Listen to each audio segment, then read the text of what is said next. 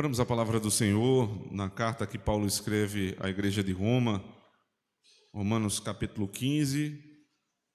Nós vimos já até o verso 13 na semana passada e hoje, permitindo o Senhor, ouviremos a exposição dos versos 14 até o verso 21. Romanos 15, 14 a 21. Deixe-me lembrar os irmãos do contexto geral da carta e do contexto mais específico. O contexto geral é que Paulo escreve a carta à igreja de Roma, sendo esta uma igreja que ele nunca havia visitado. Era um desejo de Paulo estar com os romanos, mas esse desejo não tinha sido satisfeito ainda. Ele fala disso logo no capítulo 1. Mas como Paulo escutou muito bem daquela igreja, e isso ele também deixa registrado no capítulo inicial, ele passa a instruir aquela igreja no sentido doutrinário. Era uma igreja que tinha dois grupos muito bem delimitados, um grupo de judeus convertidos ao evangelho, que trazia ainda algumas marcas do judaísmo, e um grupo de gentios que deixaram a religião idólatra e passaram a amar o mesmo Deus de Israel por meio do cristianismo. A partir daí, Paulo faz acusações contra judeus e contra gentios, mostrando que todos precisam da glória de Deus. Ele os une numa igreja, porque foi isso que Cristo nos fez. Ele dá instruções a respeito de como nós devemos viver uma vida santa, como nós devemos fugir do pecado, ansiar a vida eterna, como nós devemos também conhecer as doutrinas basilares do Evangelho, a doutrina da justificação pela fé, a doutrina da perseverança dos santos e tantas outras que ele tratou até o capítulo 11, inclusive trazendo no capítulo 11 a doutrina da escatologia, ou seja, a doutrina dos últimos dias. Ele finaliza a sua carta no capítulo 12, ou pelo menos a parte doutrinária da carta no capítulo 11, com uma doxologia, e inicia a parte prática no capítulo 12, rogando a Deus que abençoe a todos no culto, abençoe-os também na vida individual e coletiva, que eles possam viver a expressão da fé em casa e na igreja, e logo depois ele passa a tratar da comunhão dos santos, capítulo 14 e capítulo 15. Isso porque a igreja de Roma ela era ameaçada justamente por essas tradições distintas. Você tinha judeus que trouxeram as suas tradições e não conseguiam se desvencilhar ainda do calendário litúrgico, da dieta do judaísmo, de outras tradições, e ao mesmo tempo você tinha do outro lado os gentios que vinham de um contexto diferente. Em Roma havia os bacanais, né, os cultos idólatras ao deus Baco, onde havia muita comida, muita bebida, e para o judeu comida e bebida não era um problema, mas para quem sai de um contexto como o daqueles irmãos gentios, começou a ter um embate: pode beber, não pode beber, pode comer isso, pode não comer aquilo. E Paulo gasta 2 capítulos, o capítulo 14 e grande parte do capítulo 15, para tratar dos fortes e dos fracos na fé, fazendo com que a igreja se mantenha una. A igreja precisa estar unida para que o evangelho avance. E é com base nestas afirmativas da sessão passada que ele inicia a última sessão da sua fala, que começa aqui no capítulo 15, a partir do verso 14. Paulo vai iniciar um trabalho de defesa do seu próprio ministério, fundamentando em toda a sua obra. Até aqui já são quase 10 anos de ministério apostólico de Paulo, passando por diversas regiões do mundo conhecido, pregando o evangelho, anunciando Cristo e plantando igrejas. E ele, com base nesse fundamento do trabalho próprio em Cristo, evidentemente, ele quer fazer uma transição para um pedido que ele vai fazer logo em seguida. Nós não vamos ver hoje, mas vocês vão ver nos próximos domingos, que ele vai fazer um pedido muito urgente à igreja de Roma, desejando ter o apoio, não somente em orações, mas também um apoio financeiro para uma viagem missionária que ele muito queria completar, a viagem à Espanha. O desejo do apóstolo Paulo era pregar na Espanha.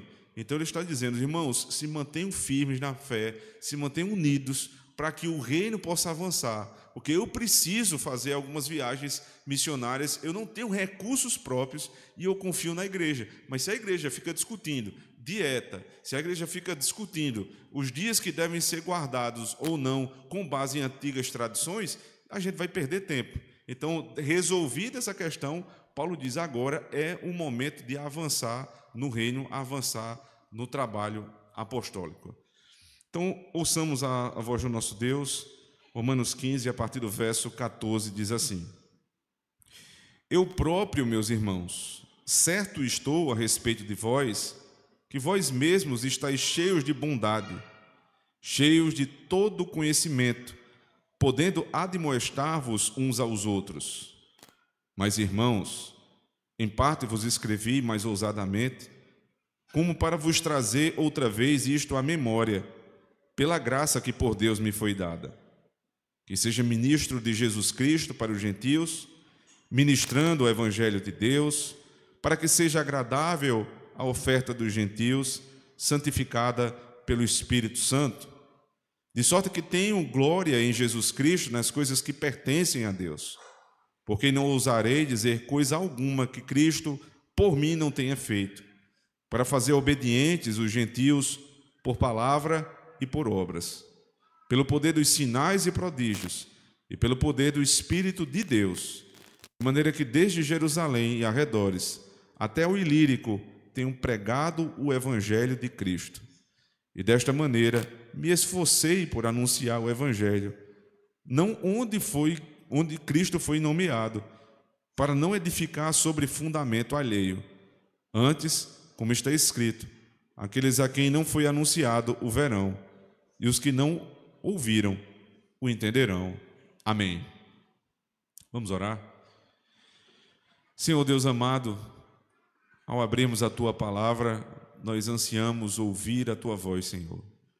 Fala conosco mais uma vez, desvenda os nossos olhos para que nós possamos enxergar as maravilhas da Tua lei. Usa o Teu servo, Senhor, como canal Teu, como arauto do Senhor, para anunciar as Tuas palavras, que são as únicas que nós devemos ouvir esta noite. Prepara o nosso coração para que nós possamos ser como terra fértil, esperando uma grande colheita que virá.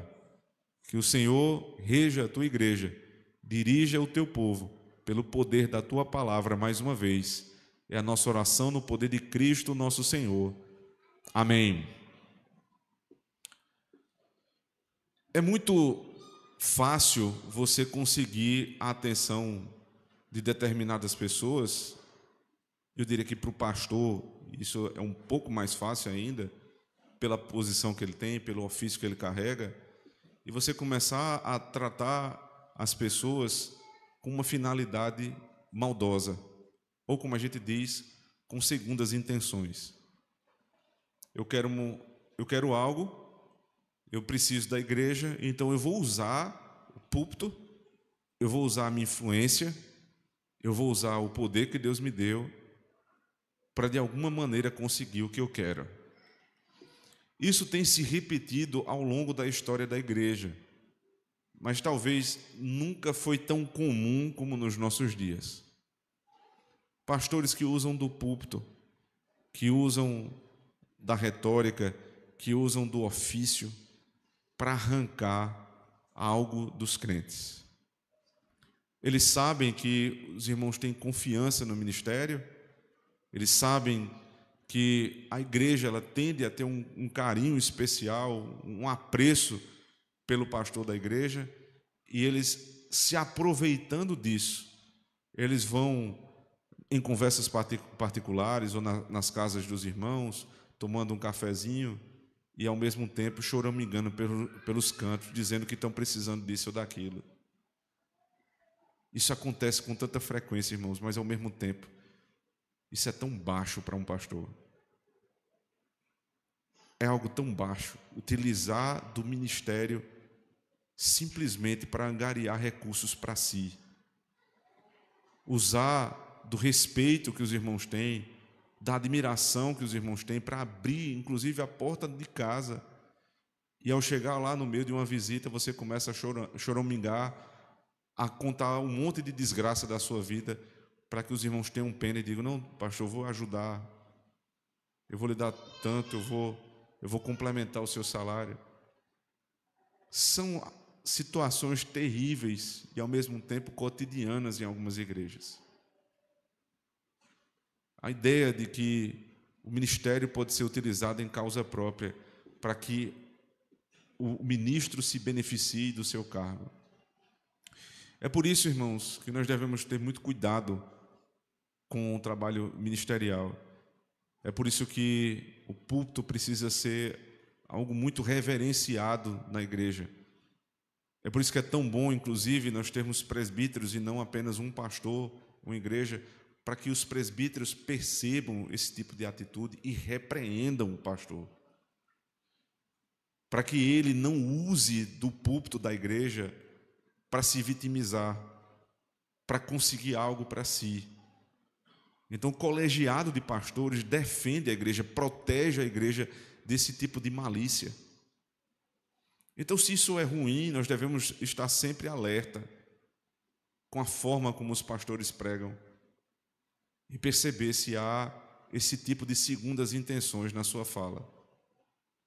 Não se constranjam, irmãos, não se sintam constrangidos a abrir o bolso para dar além daquilo que Deus pede. Nunca façam isso. Não se constranjam por histórias mal contadas, por histórias miseráveis que alguns contam para se beneficiar do ofício. Não façam isso.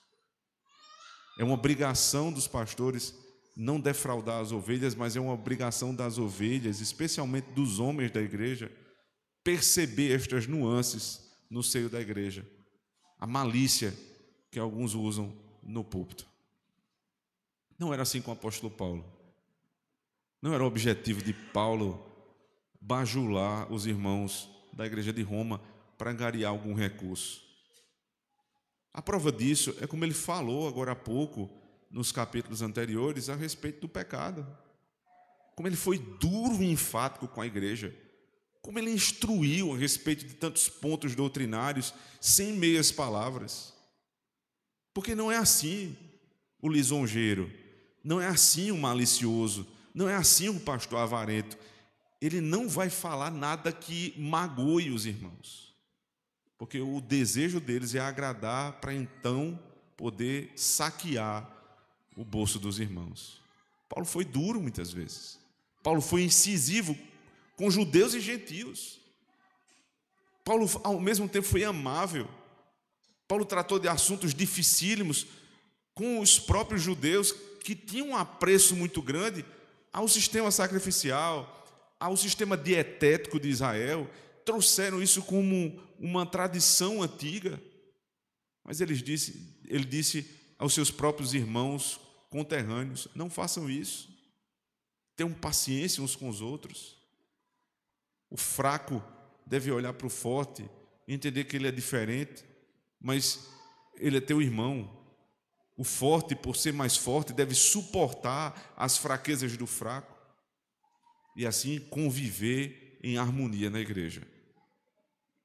E agora, depois de instruir a igreja de Cristo durante todos esses capítulos, Paulo começa a fazer uma mudança na própria linguagem que ele usa.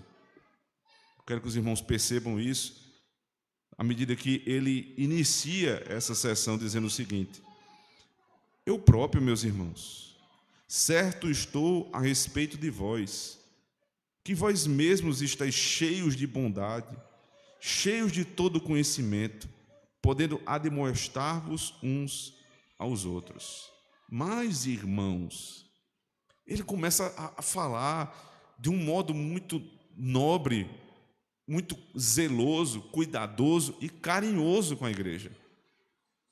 O mesmo pastor, o mesmo apóstolo que escreveu lá no capítulo 3, que judeus e gentios estavam ambos desprovidos da glória de Deus e precisavam desesperadamente se arrepender dos seus pecados.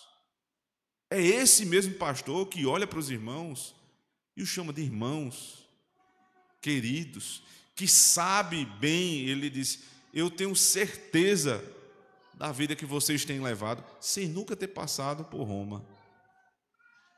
Que coisa maravilhosa, irmãos.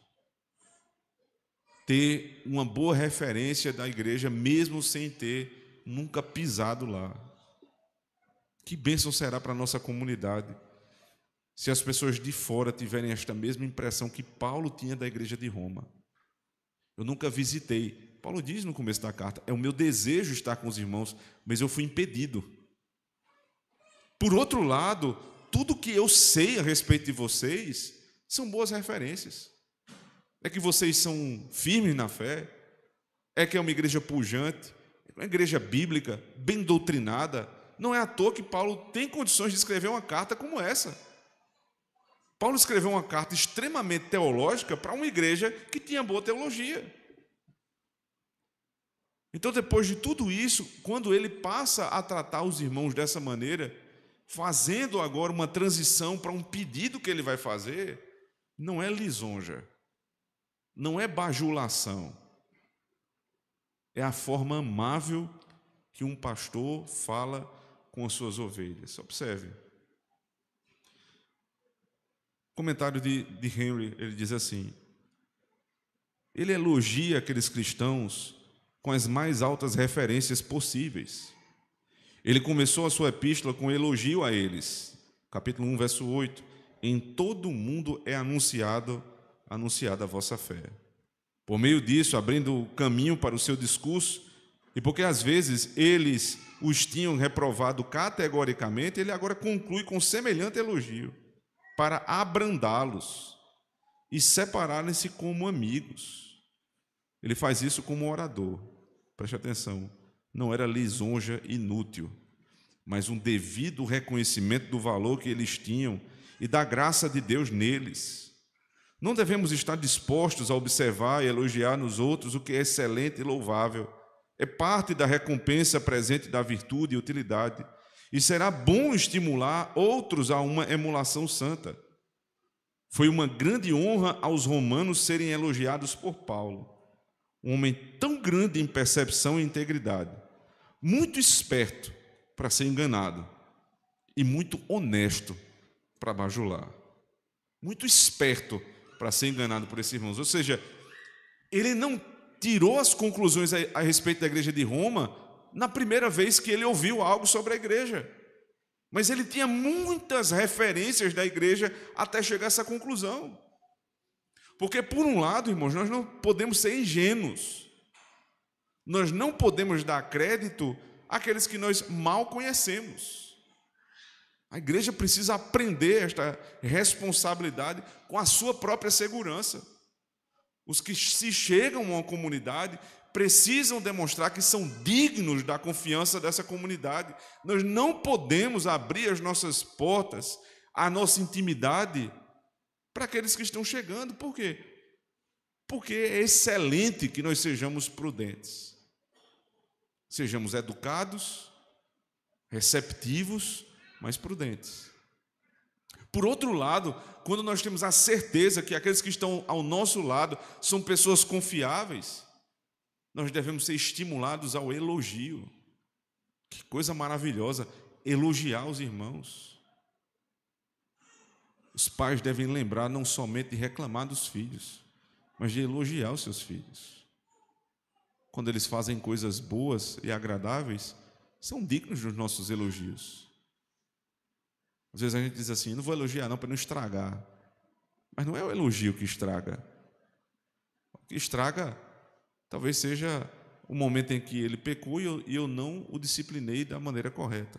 Mas o elogio, quando fez algo bom, não somente os pais, os maridos devem aprender a elogiar suas esposas.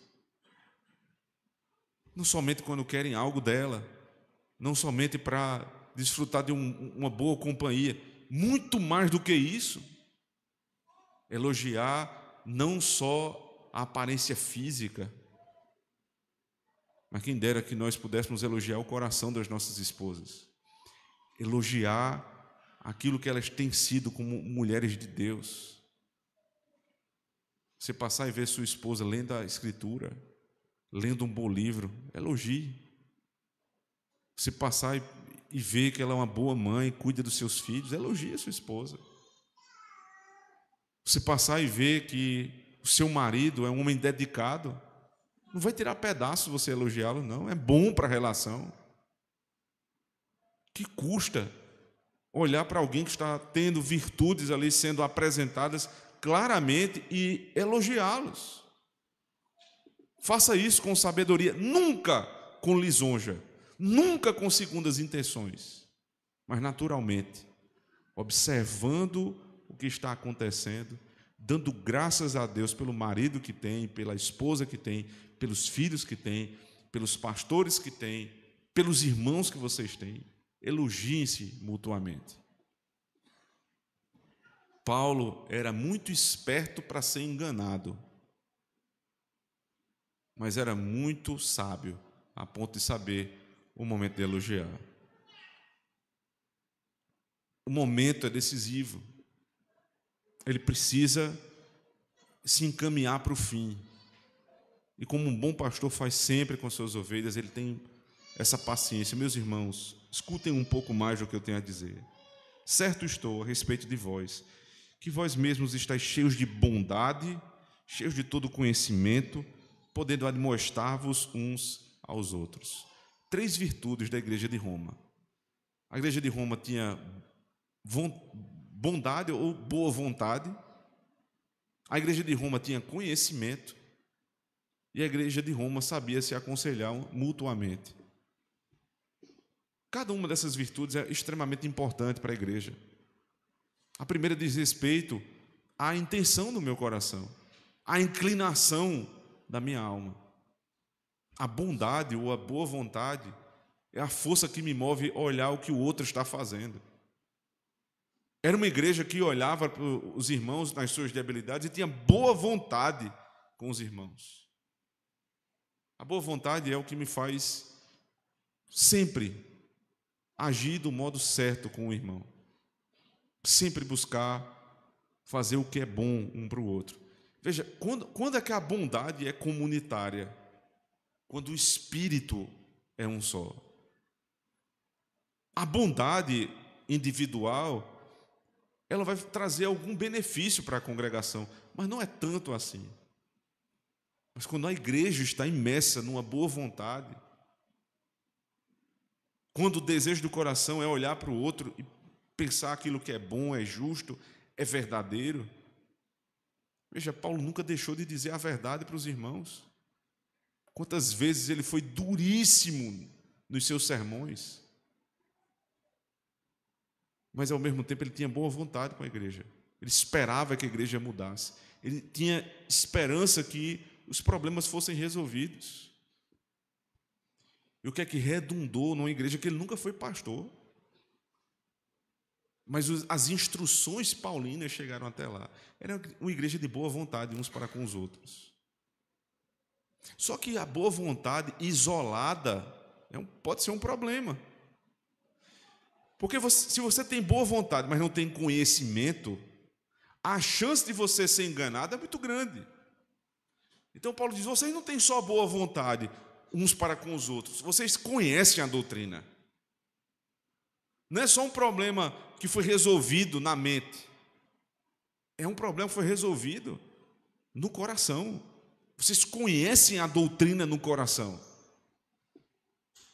São 2 características raríssimas de serem encontradas juntas.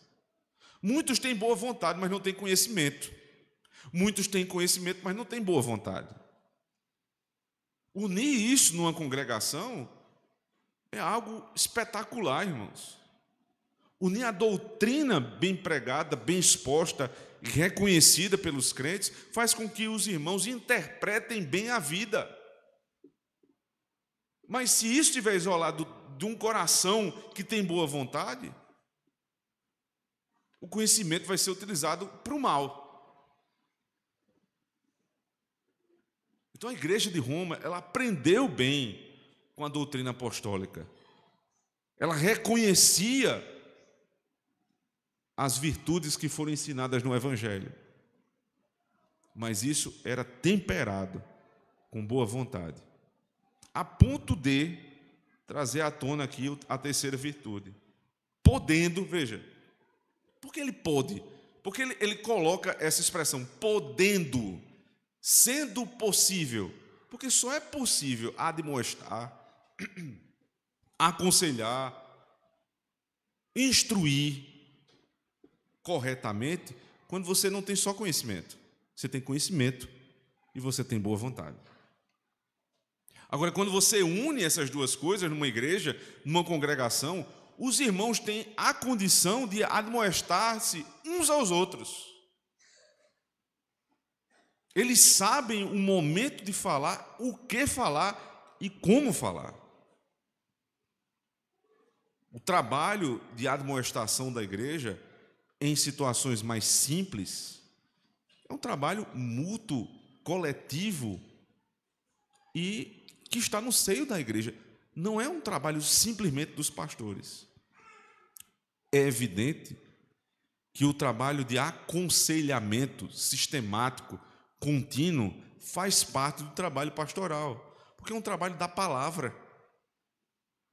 Ninguém aconselha a partir dos seus próprios princípios, mas você aconselha à luz da Escritura, conforme aprendeu da Escritura.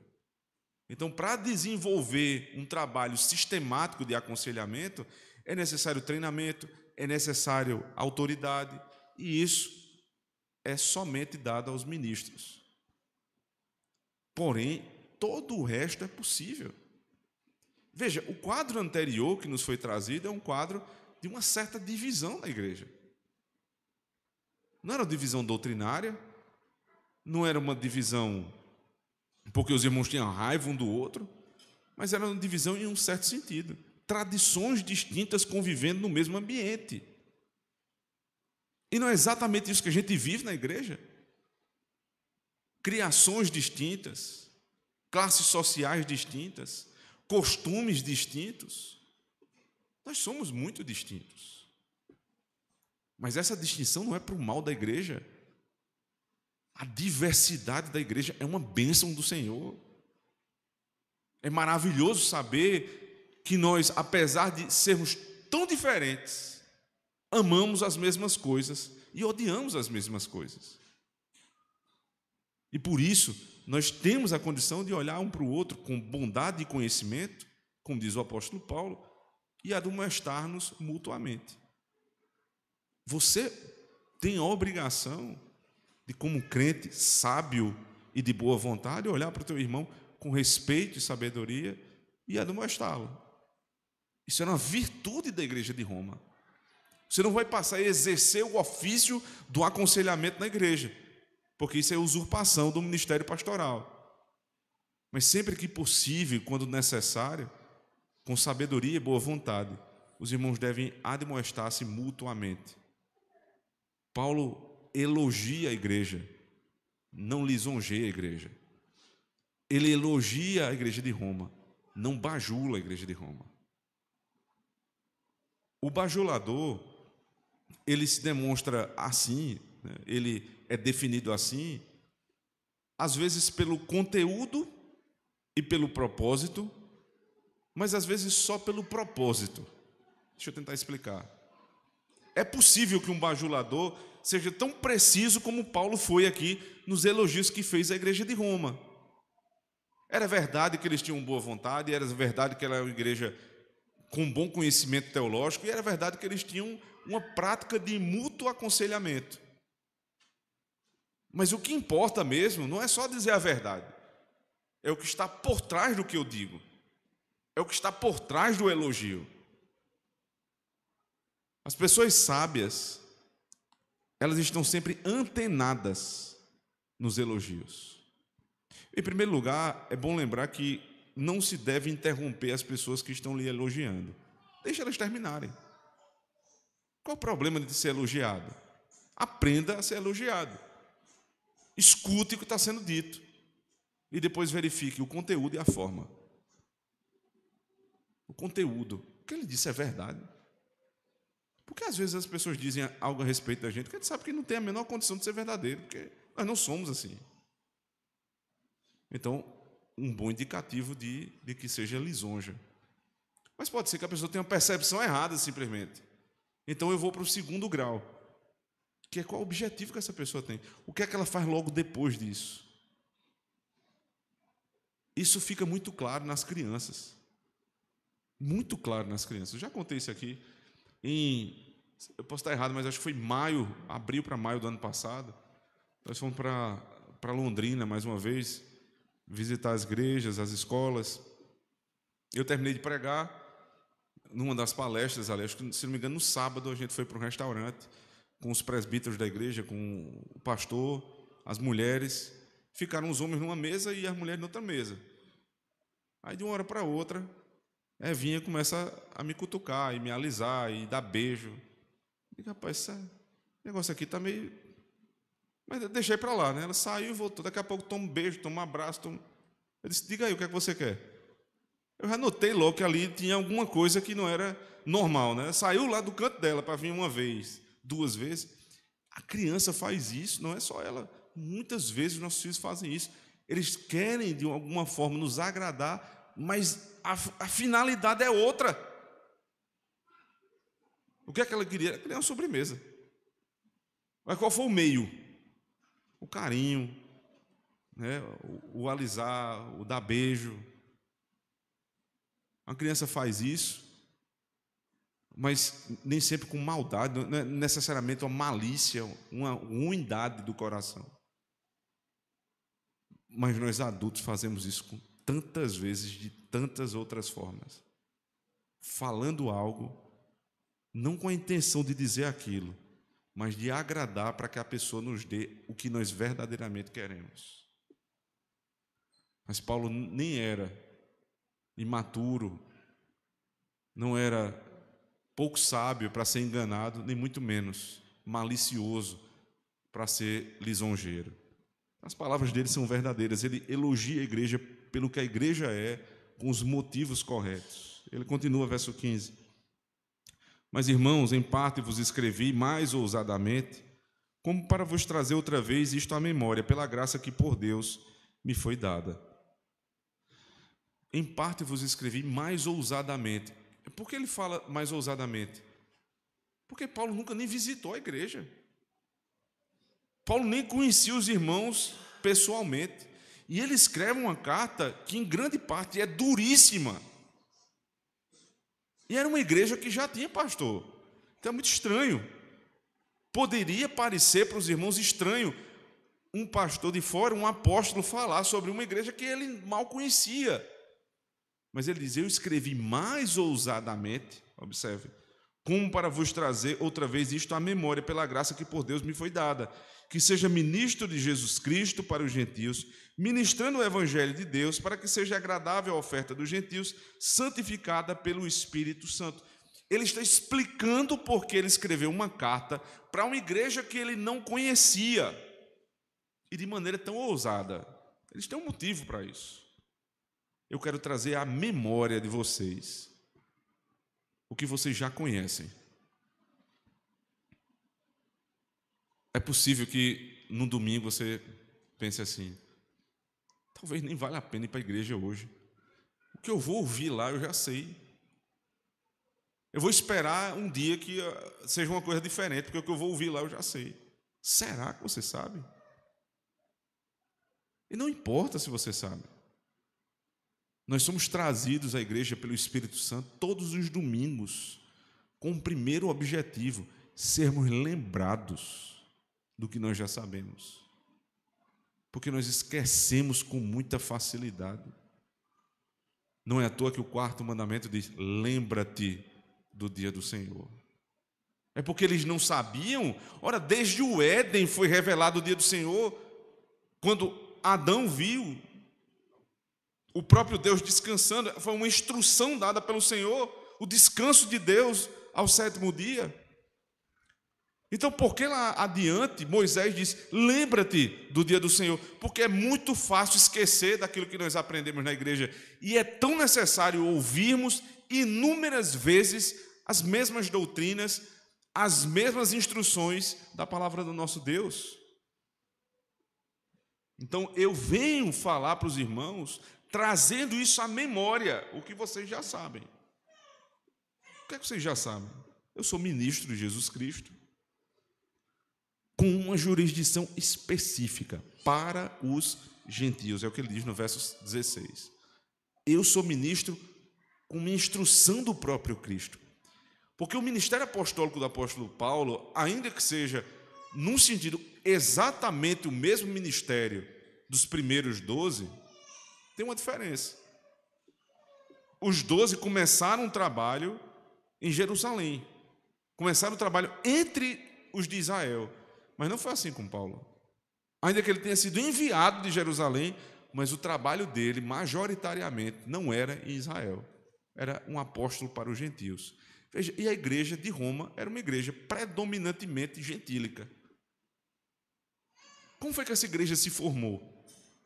Os irmãos lembram lá de Atos capítulo 2, quando no dia de Pentecostes, estando reunidos os discípulos de vários lugares, desceu o Espírito Santo sobre a igreja, e todos falaram em sua própria língua e se entendiam como se falassem na língua materna.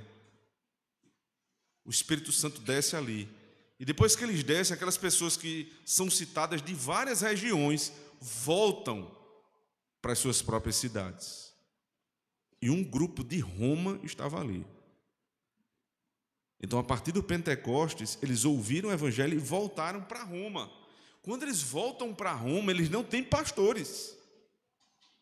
Eles só têm o evangelho que eles reconheceram como sendo verdadeiro. E passa a se formar uma igreja em Roma dessa maneira, entre os irmãos. Os irmãos se reúnem numa comunidade, provavelmente em alguma casa, como é comum acontecer, como é comum até hoje. Como é que começou a nossa igreja? Basta ver aqui o nosso mural. Começou na garagem de uma casa de irmãs que estão aqui até hoje. Pois bem, a igreja de Roma nasceu de uma maneira muito semelhante. E agora, eles recebem a instrução muito tempo depois de um apóstolo, de alguém que é enviado pelo próprio Cristo, ministrando o evangelho de Deus, verso 16, para que seja agradável a oferta dos gentios, santificada pelo Espírito Santo. Ele começa a falar em uma linguagem judaica, uma linguagem da nova aliança, da antiga aliança. Ele é ministro de Jesus Cristo para os gentios, ministrando. A palavra ministrar aqui, que foi utilizada no original grego, é a mesma que tem a conotação de sacerdócio. Eu sei que não existe essa palavra, mas para vocês terem uma ideia, é como se ele estivesse dizendo o seguinte: sacerdotando. Ele está sacerdotando o evangelho de Deus. Por que Paulo traz esse pano de fundo? Porque o que é que fazia o sacerdote? O sacerdote levava o povo a Deus. Ele está dizendo: o desejo, o meu trabalho é de levar os gentios a Deus por meio de Cristo. Eu estou anunciando o evangelho, e o anúncio do evangelho é uma forma de sacerdotar, de levar a igreja a Cristo. Quando os irmãos ouvem a pregação do evangelho, o pastor está sacerdotando o evangelho, que aqui foi traduzido por ministrando o evangelho. E logo em seguida ele continua ainda no pano de fundo do Antigo Testamento, dizendo: para que seja agradável a oferta. Porque o que é que fazia o sacerdote? Levava a oferta. O sacerdote leva a oferta, e a oferta é recebida por Deus. Qual a oferta que é levada para Deus? O evangelho de Cristo, a obra de Cristo. O povo entra na presença de Deus por meio da obra de Cristo. Como é que inicia-se o culto? Deus fala conosco e em seguida o ministro, que cumpre funções. Veja, o ministro não é sacerdote, porque nós reconhecemos uma doutrina da nova aliança que, segundo Pedro, todos nós somos sacerdotes. Há um sacerdócio universal dos crentes. Mas ainda o trabalho do ministro da palavra e dos sacramentos é um trabalho que traz consigo funções sacerdotais, como esta de carregar o povo até Deus. Quando o liturgo, a palavra utilizada aqui, o liturgo, ele conduz a igreja durante a liturgia, ele está sacerdotando o ministério o Evangelho de Cristo. Isso é feito geralmente com o pastor, o ministro da palavra e dos sacramentos, e extraordinariamente por meio dos presbíteros. É o que vocês recebem do próprio Deus quando nós estamos nas partes da liturgia. Como é necessário, irmãos, ter o conhecimento que Paulo falou no verso 14, para saber que liturgia não é algo dispensável, que não é uma bagunça, que cada um faz o que quer e que todo domingo muda. Porque o trabalho que o sacerdote, entre aspas, ou seja, o liturgo faz ao cumprir a liturgia, é carregar o povo para perto de Deus. Ele diz, eu faço isso com uma jurisdição específica, eu ministro aos gentios. Então, quando eu falei ousadamente, eu não falei de mim mesmo, mas porque eu fui comissionado por Cristo a ser apóstolo aos gentios. O meu trabalho, portanto, é sacerdotar, é levá-los até Deus, por meio da pregação do Evangelho. Aí ele continua, ele está defendendo o seu ministério. Verso 17, de sorte que tenho glória em Jesus Cristo nas coisas que pertencem a Deus. Porque não ousarei dizer coisa alguma que Cristo por mim não tenha feito, para fazer obedientes os gentios, por palavra e por obras. Na defesa do seu ministério, Paulo diz o seguinte, eu não tenho nada do que me gloriar senão em Cristo. Ou seja, o meu ministrar, o meu trabalho como liturgo, como servo de Deus, ministrando aos gentios, não é para minha própria glória, porque tudo que eu fiz até agora dependeu do próprio Cristo. Ou seja, eu me glorio nas coisas que pertencem a Deus. Os pastores que se aproveitam das ovelhas, eles trazem alguns sinais, irmãos, prestem atenção. Um dos sinais mais visíveis do malicioso pastor, dos falsos pastores, é dar glória a si próprio. Não é só mendigar os recursos dos irmãos, muito mais do que isso. Eles começam a contar os seus feitos grandiosos. Quantas pessoas foram convertidas no meu ministério. Esta igreja não era do tamanho de nada. Hoje a igreja tem 500 membros, 600 membros. Ele fica falando como se aquilo ali fosse dele. Como se fosse tudo glória dele, ação dele. Paulo diz, não, eu tenho glória em Cristo Jesus, nas coisas que pertencem a ele. Porque não ousarei dizer coisa alguma que Cristo, por mim, não tenha feito. Eu fiz, é verdade, mas foi Cristo que fez por mim. Lembre do livro de Atos dos Apóstolos. Atos dos Apóstolos não são os atos isolados dos apóstolos. Mas Cristo, antes de subir aos céus, antes de ser assunto aos céus, ele diz, vocês serão minhas testemunhas, tanto em Jerusalém, quanto na Judéia e Samaria, até os confins da terra. E eu estarei convosco. Ora, portanto, o que acontecerá a partir dali não são atos dos apóstolos somente, mas atos de Cristo por meio dos apóstolos. Paulo está reconhecendo isso. Não ousarei dizer coisa alguma que Cristo por mim não tenha feito, por meu intermédio não tenha feito. Portanto, se há alguma glória em mim, é que eu sou instrumento de Deus para um objetivo, para fazer obedientes os gentios por palavras e por obras. Ou seja, o meu trabalho é ensinar vocês a serem obedientes por palavras e por obras. Vocês não podem manifestar ou declarar uma fé que não venha acompanhada na esteira das obras. É palavra e obra. Não há contradição nisso. Aquele que crê na palavra, inevitavelmente, produz boas obras.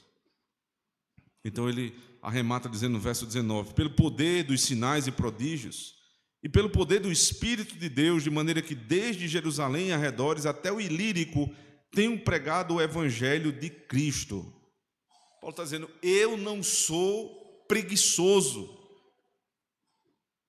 Eu não sou um pastor que fica somente no gabinete. Eu percorri inúmeros países. Ilírico aqui é a chamada antiga Iugoslávia.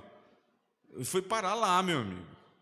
Alguém pode dizer, mas em Atos dos Apóstolos não tem a indicação que Paulo foi até Ilírico. Mas no capítulo 20 há um espaço de 2 anos de tempo que não são percorridos à luz de Lucas, acompanhando o ministério apostólico. Ou seja, existem 2 anos no ministério apostólico que não foram registrados.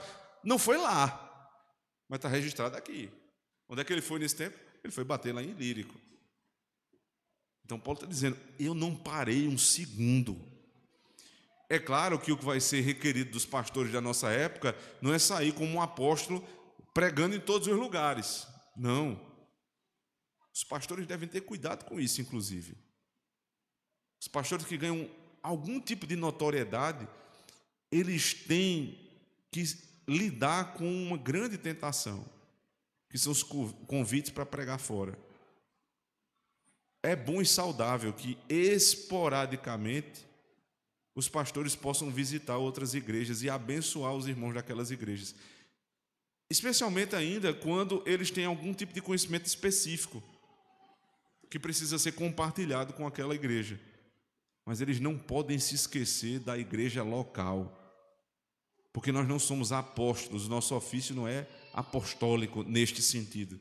Os apóstolos são enviados para todos os lugares, os pastores são trazidos para a igreja local. Então Paulo diz, eu já rodei o mundo inteiro pregando o evangelho de Cristo. Mais uma vez, fundamentando o pedido que ele vai fazer.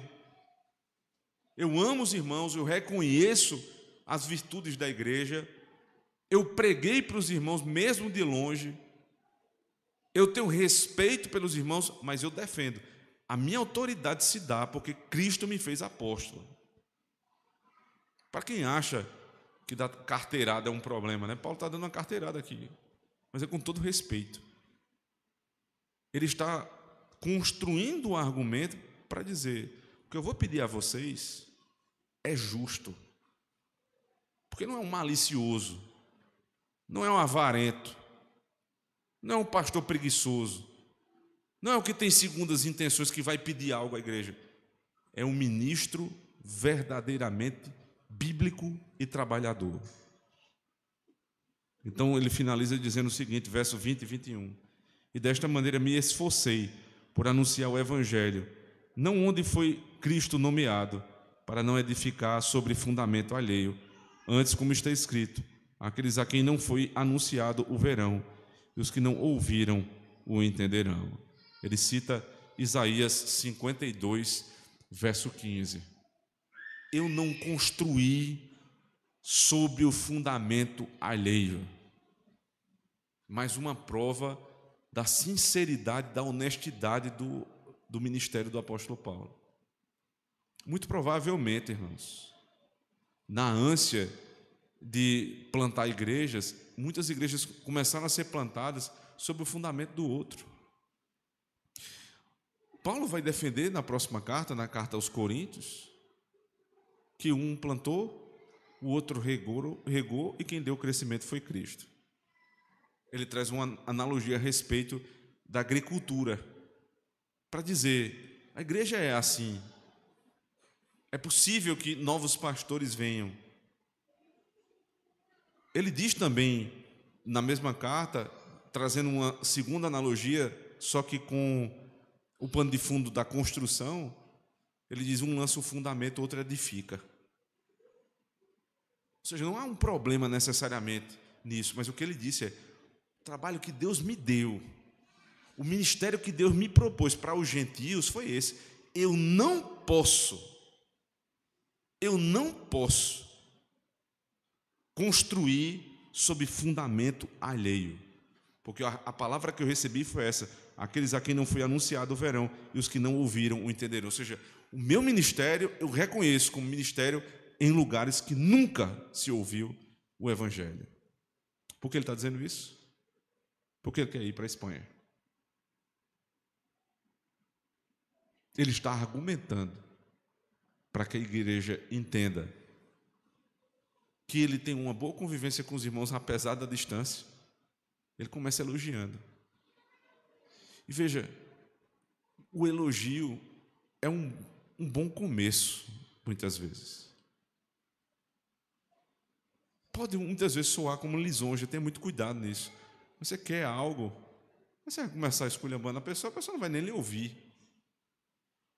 Então você reconhecer as virtudes alheias dos irmãos é um bom começo. É uma boa estratégia das nossas conversas. Iniciar percebendo e reconhecendo o que o outro tem de bom.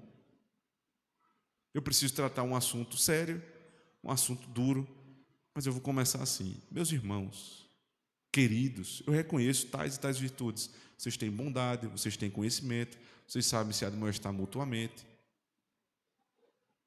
Vocês me receberam, ainda que eu tenha pregado ousadamente, vocês não foram desrespeitosos comigo, porque o ministério que Deus me deu foi um ministério para os gentios, ou seja, para vocês.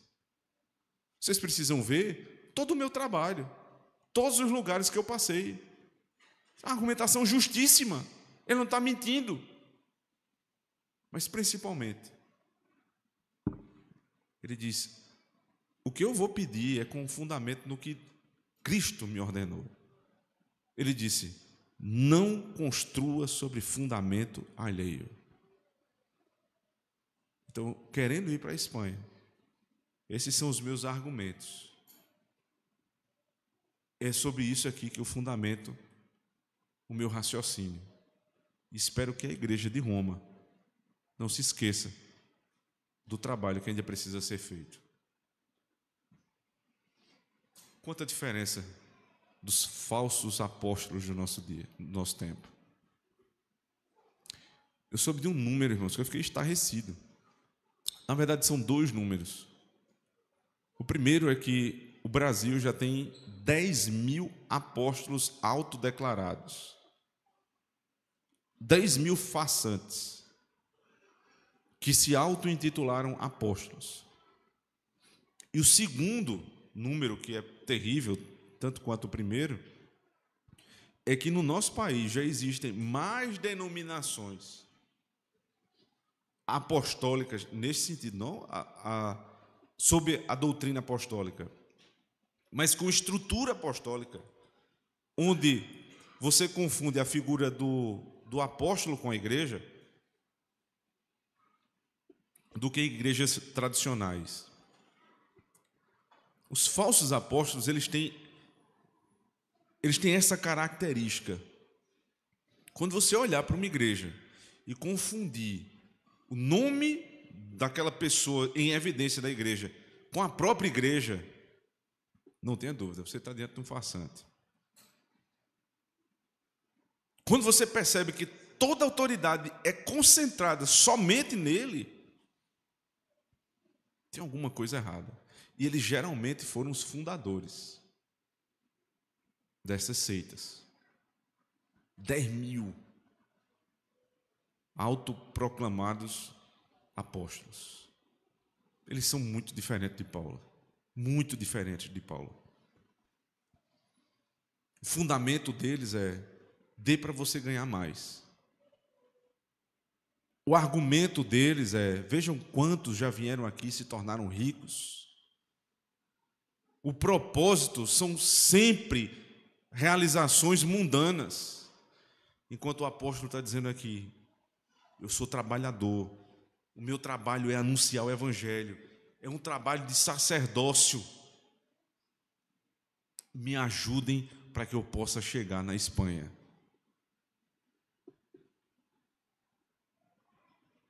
Não há muito tempo que uma igreja que surgiu em Campina Grande e se desviou rapidamente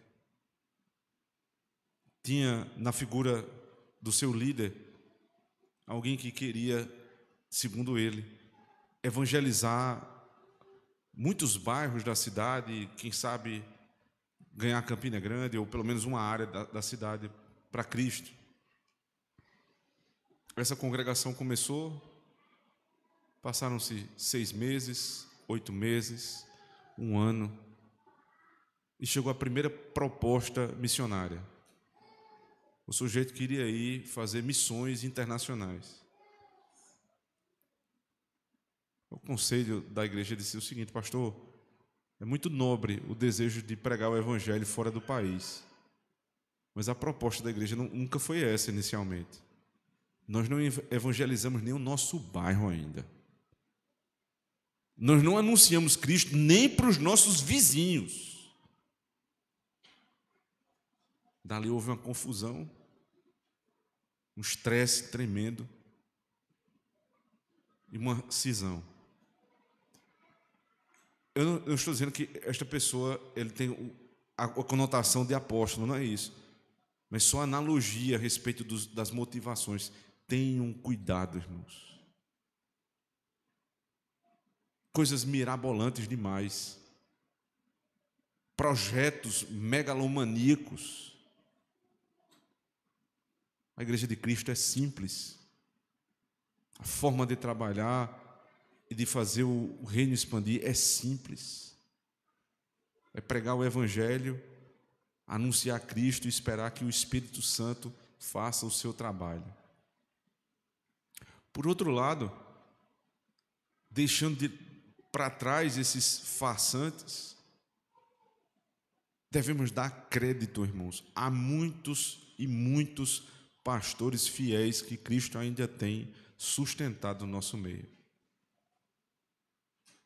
Devemos estar atentos, não para projetos megalomaníacos, mas para bons projetos que os nossos pastores trouxerem, que estão verdadeiramente alinhados com a expansão do reino de Deus. E com sabedoria, com discernimento, se nós pudermos, como foi feito com Paulo, nós devemos ajudar esses bons projetos. Projetos de plantação de igreja, projetos de subsidiar o seminarista que deseja verdadeiramente se formar como ministro do Evangelho, projetos confessionais, educacionais. Isso é muito comum de onde nós viemos, né? Mais diretamente, as igrejas americanas fazem muito isso. É comum lá você ter famílias que adotam escolas, famílias que adotam orfanatos, porque tem recurso para isso e reconhecem que o que está sendo feito é justo e sério. E assim, irmãos, o reino de Deus se expande, deixando a lisonja, a malícia, a má vontade de lado e tratando com respeito a expansão do reino de Deus, como fez o apóstolo Paulo. Meu desejo, irmãos, é que nós tenhamos esse mesmo espírito da igreja de Roma. Boa vontade, atrelada a conhecimento, para mútuo aconselhamento. E pastores que olhem para a igreja de Cristo com carinho e amor e recebam da igreja o respeito, a admiração e também o suporte necessário para que os projetos avancem. Que Deus abençoe a sua igreja. Amém.